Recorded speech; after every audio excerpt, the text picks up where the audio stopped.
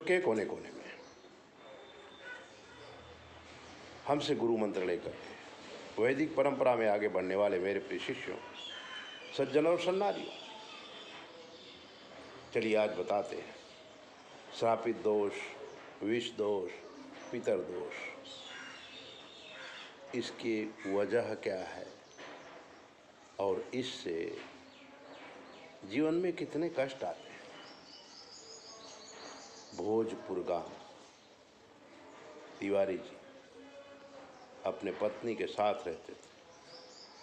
तिवारी जी को 2 लड़के थे, 1 लड़की थी।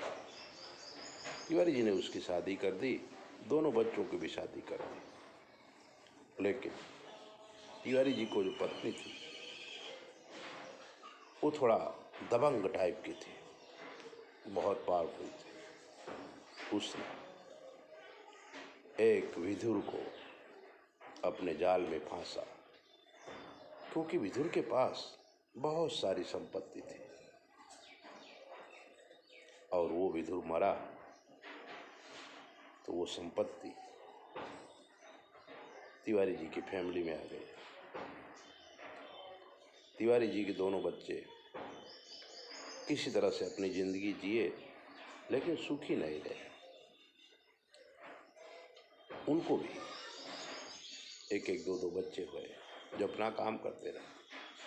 लेकिन तिवारी जी का जो बड़ा लड़का था, उसकी लड़के की शादी भी एक दबंग परिवार में हो गई और जो औरत आई बहू, वो भी बड़ी दबंग थी।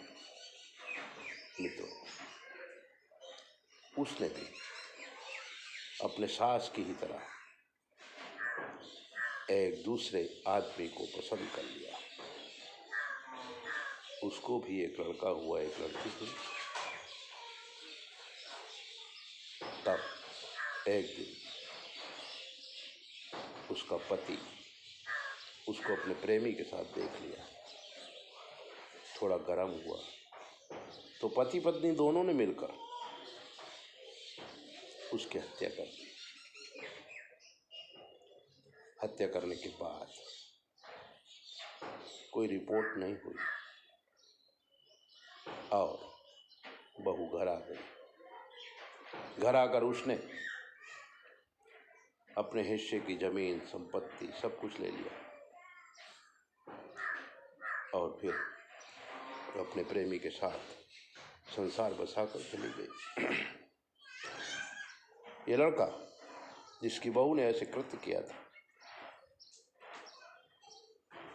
उस तिवारी को अटैक आया, वो मर गया। जो बाकी बची संपत्ति थी उसने दावा कर दिया और वो संपत्ति भी ले ली।